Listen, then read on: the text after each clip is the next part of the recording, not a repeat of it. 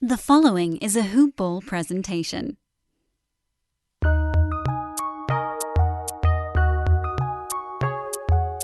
Welcome to the Fantasy NBA Today podcast.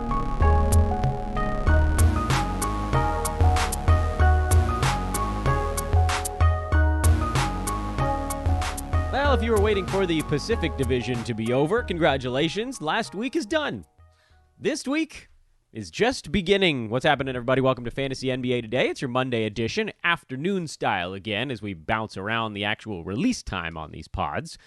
And it's time for us to embark upon the Northwest Division. And as usual, I haven't made a plan as to which team is going which day until after I hit the record button on a podcast. It's all feel, folks. It's all feel. Of course, we got all the stats laid out for everybody, so I could flip in any direction I wanted to. But I don't know. Making a plan in advance in a quarantine, who cares? Plus, I finally got a chance to watch Parasite over a handful of very short installments, and making a plan, I believe, was described as, well, I can't say that word on a podcast. I am Dan Vespris, at Dan Vespris on Twitter, DanBesbris. Fantasy NBA Today is a Hoop Ball presentation. Still good stuff happening over at Hoop Ball, even during the quarantine. They have the season so far breakdowns, which fittingly today is the Chicago Bulls. Our buddy Steve Vidovich breaking down the Bulls, who have a new VP and no general manager because Gar Forman was officially let go earlier today, and Bulls Twitter was so thrilled. I mean, I honestly don't know what Bulls Twitter is going to do with themselves. I guess they could go after Paxson now, but the Gar Pax is no more because the Gar part is gone, and effectively, at least, or so it seems from the reporting so far, that whole regime, whatever's left of it, has basically been neutered at this point.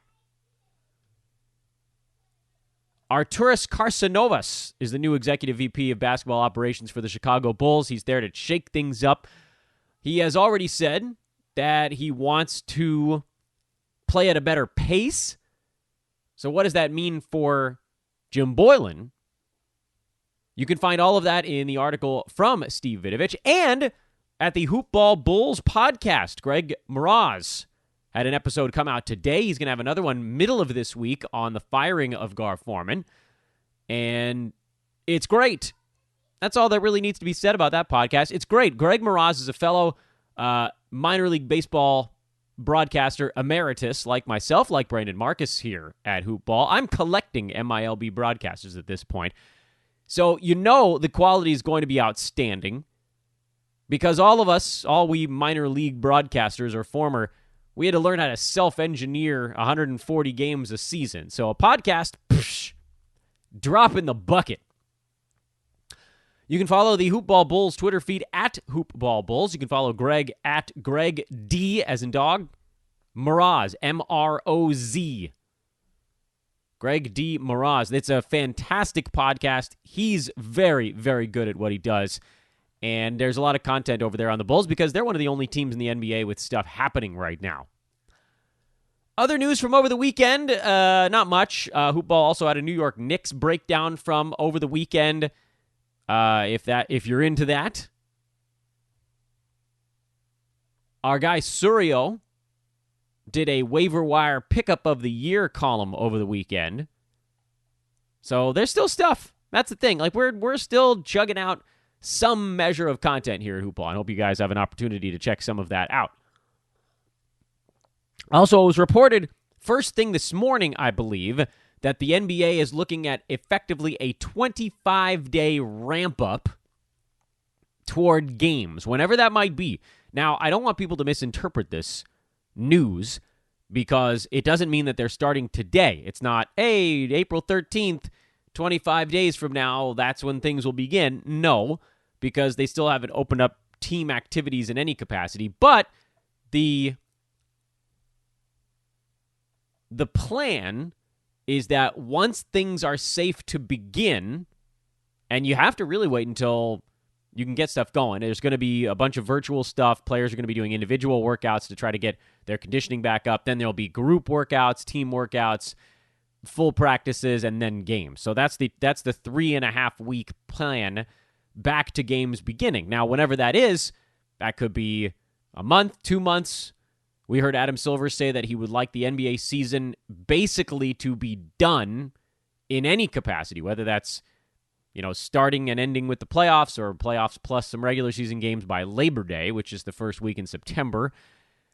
And it gives us, I think, a little bit of calm because that's 5 months from now.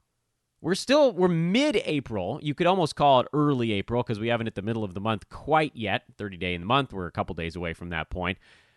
So you're talking about, what is Labor Day this year? I think it's September 7th. So you're just a hair under 5 months, a week under it. That's a lot of time. It's not half a year, but it's almost 150 days to be done with whatever the NBA needs. Now, if they ran the playoffs in the normal course, that's about 2 months long. So that would mean they'd want the playoffs going by the first week of July. I still think that the NBA could shave off a number of days of playoff BS, especially come conference finals and actual finals, because each round takes the same amount of time, even though the first round, you got 16 teams going, so 8 different series happening. Then you got 4 different, and then 2 different in one series. And so, in the beginning, teams are bouncing around. The travel time is less, but there's so many games happening that they've got 2-3 games on every day. By the conference finals, sometime, if you're lucky, there's 1 game on every other day. And in the finals, during the travel portion, there were 2 days off. I legitimately couldn't even keep track of what was happening in the finals. There was so much time off. It was game, day off, game. So it was like Monday, Wednesday, Saturday, Monday again, Thursday, and then we're bouncing back and forth at that point. So it was like 2 days off between each of those last few games. The finals themselves were going to take 2.5 weeks. There's just no reason why 7 games should take 2.5 weeks. That's averaging less than 3 games a week. That's nothing. Get it up to 3 games a week. Make it 3.5 games a week. You knock that thing down, make every series a maximum of 2 weeks long. 8-week finals, that's about a week. You shave a week off of that 2-month estimate. It's that easy. I mean, you could do it in just the last 2 rounds combined, or you do it earlier on. I don't care, but it's pretty simple to shave a week off there, or even a week and a half. That buys you until mid-July to get the playoffs started. And so if you want to have any regular season games, you could potentially do that by the beginning of the month. And then if you want this 25-day ramp-up, that would probably have to start in June. So that's your NBA timeline update for the start of the week. From a team-by-team perspective, the Bulls were really the only club with noise happening at all over the last, 2 weeks, basically. And so we chug along. In quarantine, being extra careful, not taking any chances because things are in, a lot of places actually showing signs of improvement. I tweeted this out, but I'll put it out there on the podcast as well. I happen to be somewhat piped in with the doctor community, happen to be married to one, and then family members, friends, etc., work in different hospitals across Los Angeles. A lot of hospitals send their staff little memos every day, every couple of days on really just how the hospital is doing in terms of beds and resources and COVID cases. And right now, they're actually steady or coming down in a lot of places, which is anecdotal to some degree. But again, when you hear it from a number of different places, different hospitals that have different sort of clientele financially, that's a really good sign. And I mentioned it last week on this podcast that this week was the week where you should effectively start to see, unfortunately, you see the peak number of deaths per day, which is extremely upsetting. But that also means that you're kind of at the end it corresponds, I should say, with that last day before measures were put in place.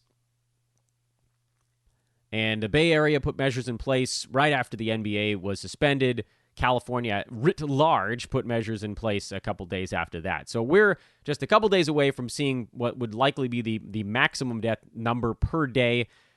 And then you should start to see things that come down. So hopefully every other place is just a hair behind us. We are in pretty good shape in California, and I continue to hope that everyone else can be as well. On the sad front, because we can't make everything optimistic on this podcast, the news did come out on Monday morning that Jackie Towns, Jacqueline, Karl Anthony Towns' mother, passed away from the coronavirus. Extremely upsetting report. Many of us know people that have either had it or have passed away from it, and this one is one that sort of slides into the category of well-known people that have now been severely impacted by it. We knew last week that she had been placed into a coma, hoping that the various tools the hospital could keep her going long enough for her body to fight it off. Turns out that that did not happen, and so a very sad day for the NBA community and for the Towns family, and certainly all of us here at Hoop Ball are thinking about them and sending whatever thoughts you can. It's heartbreaking. You know, I wish that I could say that I fully understand. I don't, because there's a situation where a family member is extremely sick and they can't be visited. You can't be with them. Although to some degree I have lost a family member, a parent, abruptly in my life. And so there is that method, and you just, you know, it chews you up for a very, very long time.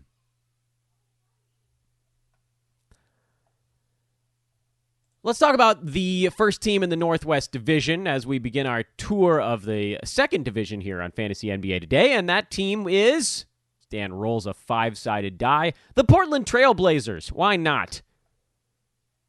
The Northwest Division actually has a handful of teams that are relatively straightforward to break down, but as usual, it's all about lessons we can learn as we explore some of the fantasy numbers from these teams. I thought we took some good ones away from the Pacific Division, and we'll try to do likewise here in the Northwest.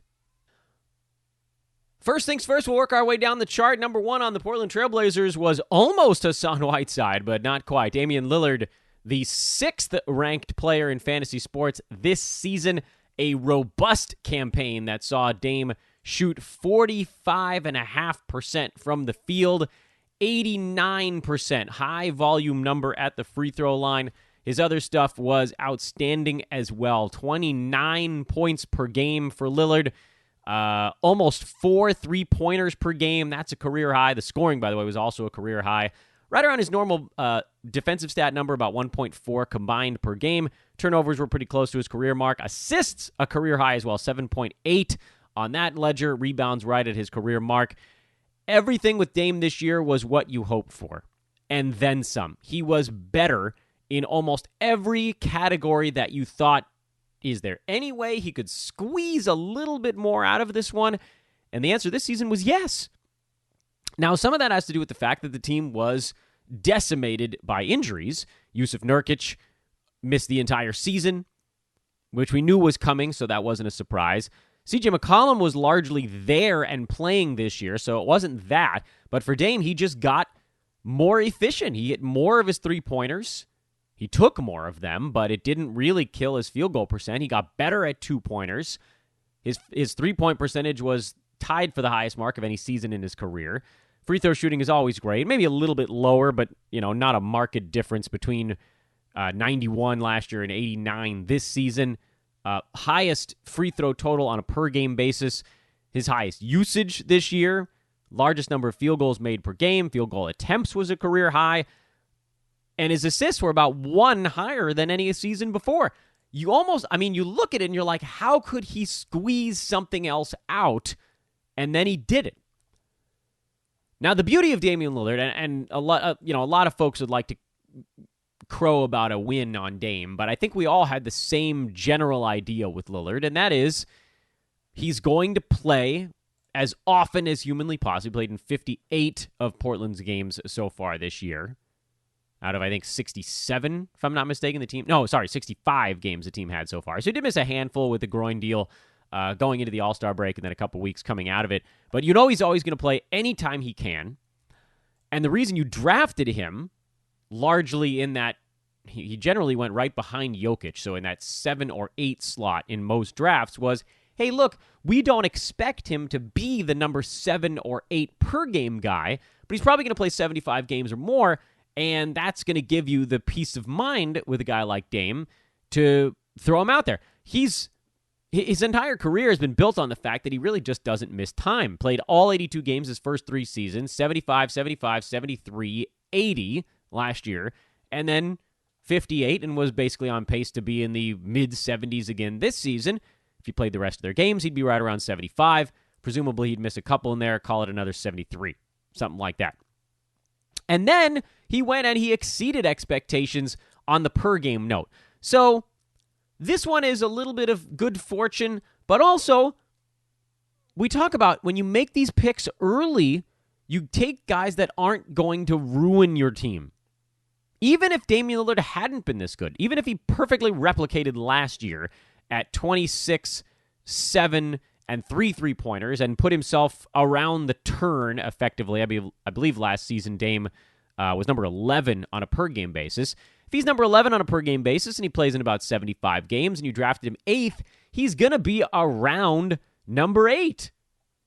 By totals last year, because he played in 80 games, he was number 5. That's what you're drafting Damian Lillard for in the first round, and he certainly gave us that this year. There's no fight in that number. I want to jump over Hassan Whiteside and talk about CJ McCollum because these are the stalwarts in Portland. McCollum, 62 of their 65 games. He averaged 22.5 points, 4 boards, 4 assists, 0.7 steals, 0.6 blocks, about 3 3-pointers a game on 45% from the field and 75% at the free throw line, which was a little bit weird because, in general, you look for a guy like CJ McCollum to be, well, a little bit better than that at the foul line. Over his career, he's at 83%. This was his worst free throw shooting season since his sophomore campaign, where he only played 16 minutes a game and didn't really take any free throws at that point. So you look at McCollum.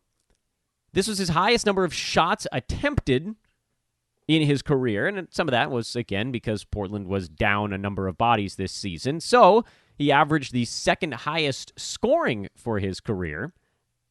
And yet somehow, as we pour through all this stuff, the assists were actually up for McCollum. Rebounding was right around his mark. Defensive stats were down a little, although blocks were a tiny bit higher, so they added up to right around the 1.3 combined defensive stats he's been throughout his career. The thing about McCollum that I think we all need to accept at this point is that the year where he shot 48%, that was back in 2016, 2017, was the outlier. At the time, many of us thought, oh, did he turn a corner? Is this the new CJ McCollum? But as it turns out, he just had a really good shooting year. That's it. This is who he is. He's a 20-point-per-game scorer. He's a 4-rebound-a-game guy. He's 3 and change assists. He's not a ton of defensive stats. He's 2 and some odd 3-pointers. And this year, he was a slightly better free throw percent away from being about a round earlier, but he's always going to be in that 50 to 70 range with the tiniest bit of chance that he could crawl into the high 40s, but he's never going to be that 20-something guy that he was for 1 year. It's just not him. But he's awfully safe. If you have a 5th or 6th round pick that's floating around and McCollum is out there, you always know you can take him and you can just plug these numbers, which is like an inefficient version of Klay Thompson, into your lineup. CJ McCollum is absolutely a poor man's Klay Thompson from a fantasy standpoint. Reality standpoint, Klay was always the better defensive player, and McCollum had sort of more features to his game, if you want to call them that. I don't know what the proper terminology would be on that front. But the numbers, just when you're looking at kind of the rough, hey, what is this guy going to do? Klay Thompson, last year, we'll go back a season before his injury in the playoffs, 21.5 points, 4 boards, 2.5 assists, 1.7 combined defensive stats, 3 threes, 47% from the field, 82 at the free throw line. That same year, C.J. McCollum, who was ranked, where the hell are you, C.J.? We got to go down the charts a little bit to find McCollum. He was at 68, also 21 points, also around 4 rebounds. I mean, this is crazy, right? They almost the exact same numbers through those first 2 things I mentioned, but half a three-pointer less, almost the same number of assists, 1.2 combined defensive stats, 46% from the field, and 82% at the free throw line. That, by the way, highlights the difference in what a guy taking 18 shots and 2 percentage points from the field actually means for his fantasy value. Because that's the big difference there. Klay, a little bit of an edge. What do you have? He had 1.1 steals, Thompson did last year. McCollum had 0.8. Otherwise, their stats are almost identical. It's mind-boggling. They have the exact same number of turnovers as well, 1.5 per game. But Thompson gets that 2-round bump because he's shooting 47% from the field consistently. But if you missed on Klay Thompson in the 3rd round of your draft in years past, not this one, of course, there's McCollum 2 rounds later doing the same thing, and you just need to make sure you buttress the field goal percent a little bit. All right, those are the easy ones in Portland. Now, what about the other guys out there?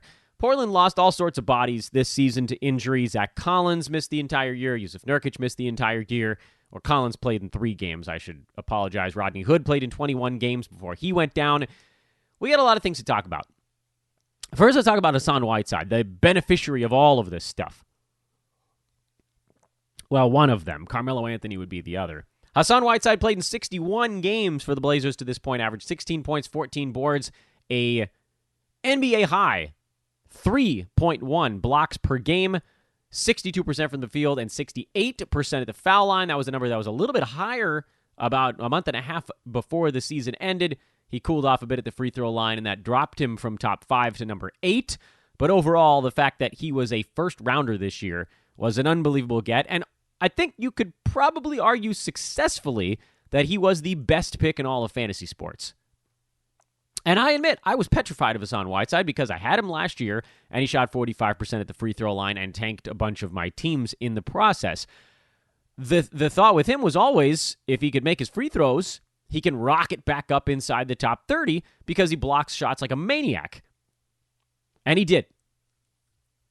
Getting out from under whatever was going on in Miami with Spoelstra, Riley, the rest of the guys on that team, you could see even the day he got moved, what did he put out on Instagram, or he put out a video on some platform just celebrating being anywhere else. He was so thrilled. But of course, Zack Collins, Jusuf Nurkic will play again at some point. In fact, Collins was supposedly getting close to playing even potentially this year. Nurkic, we kept hearing that he was going to, then not going to. This is, again, another example of not stashing anybody because that stuff is a mess. When those guys come back, we have no idea what's going to happen to Hassan Whiteside. None. It's a total mess. You've got to think that for Portland, Jusuf Nurkic is going to be the guy. He was before, so I don't know why he wouldn't be again. Nurkic was great last season. We'll break his numbers down here momentarily. Hassan Whiteside is a free agent when this season is over, although, again, we haven't quite hit that point. So he could end up any place. One would assume he's probably not going back to Portland because I'm sure he sees the writing on the wall. He'll be effectively the 3rd big man on that team, getting some minutes off the bench. I think he had fun playing on a better team. But his numbers from this year are probably going to get him overdrafted next season. Because you got to assume he's going to try to go to a place that's going to give him starters minutes or something, some reasonable facsimile of that. He was at 31 minutes a game this year. I don't know that you can expect that number to be replicated next season, but you can bet he's looking for starting and 25 plus. A guy to keep an eye on, but I'm guessing his ADP will be a little bit too high. I've never been as high on Zack Collins as the rest of the fantasy community. I just haven't seen nearly enough consistency. But, of course, he could end up being a little bit of a post-type guy because everyone was excited about him potentially starting at power forward this year, and then he got hurt for the season and everybody had to drop him. So will people forget about him next year? Maybe. Will the Blazers try to build a roster that makes a little bit more sense? Also, maybe. Meanwhile, if you go back to last year, Jusuf Nurkic was the number 36 player in fantasy on 15.5 points, 10.5 rebounds, 3 assists, a steal, 1.4 blocks, 51% from the field, and 77 at the free throw line. A stellar campaign before his gruesome injury. I don't think there's any chance he gets back to that mark this soon. Now, one of the things was we were hoping he'd get a chance to play a little bit this year and start to get his legs underneath him, work through the offseason, and then be maybe a little bit closer to what he was by next year.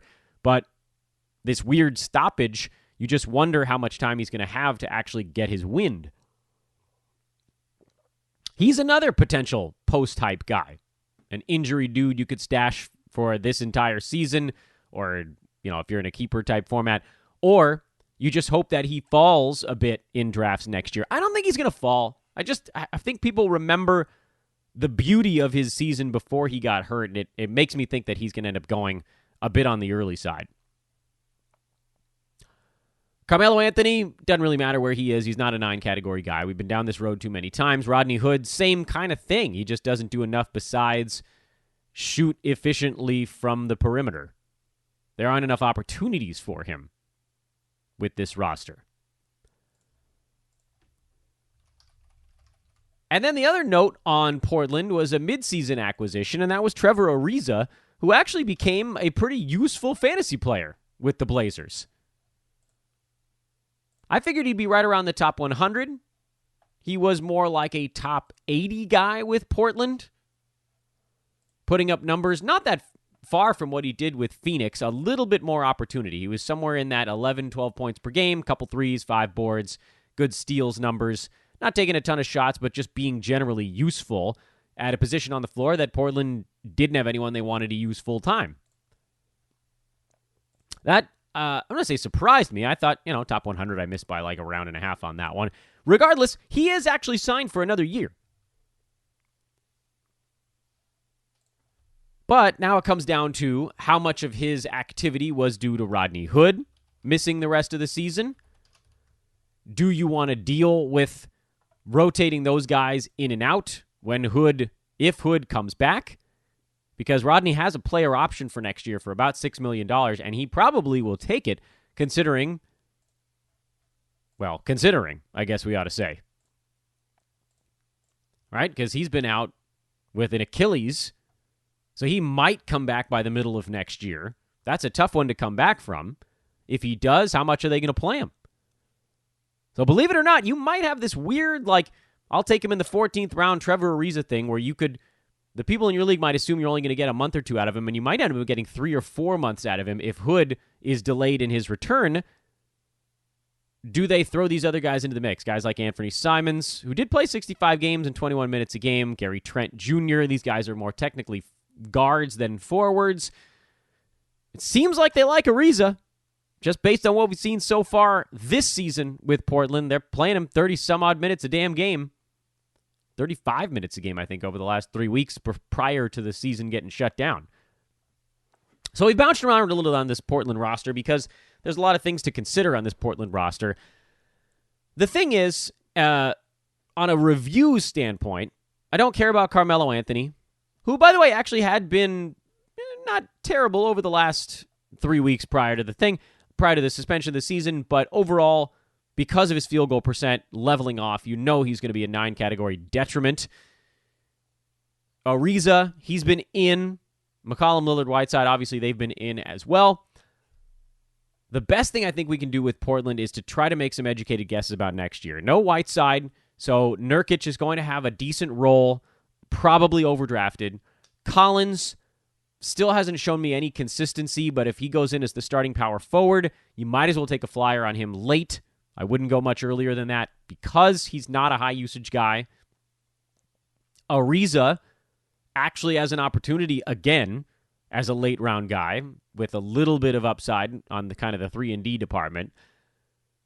probably will, you look at his numbers, usage might not be that far off, actually, from where it was this year, because you replace a guy like a Carmelo Anthony and a Whiteside with a Nurkic and Collins. Whiteside and Melo combining to take about 26 shots a game. I don't see Nurkic and Collins taking more than 26 combined shots next year. So if Ariza is still in that starting slot, he probably can get himself his 8 shots a game. The only question on Ariza is, does he age too fast? Do they start to play some of these younger guys a little bit more? I'm inclined to say probably not, because this Portland team is sort of in let's try and squeeze whatever we can out of this mess mode. The other thing with the Blazers, lessons to learn, is that the advantage is to durability. This is a team that has 2 guys that have shown the value of just playing in some damn games. Because Damian Lillard, number 3 by totals this season, behind Harden and Anthony Davis. Way behind those guys, but number 3 by totals on the year. And then even though McCollum was in the 60s by averages, he was number 40 by totals to this point.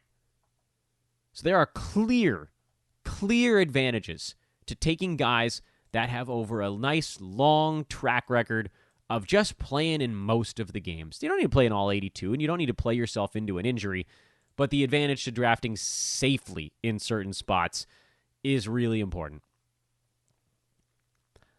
Also, don't become enamored with scoring.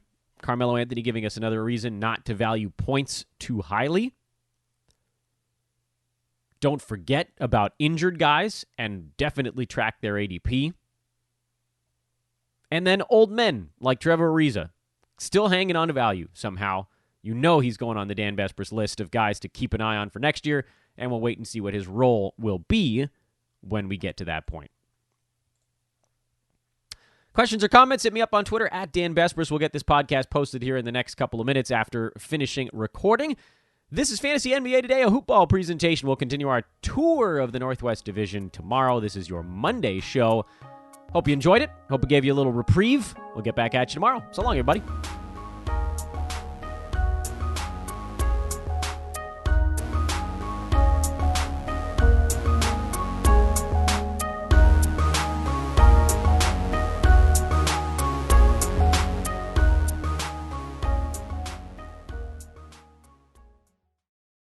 This has been a Hoop Ball presentation.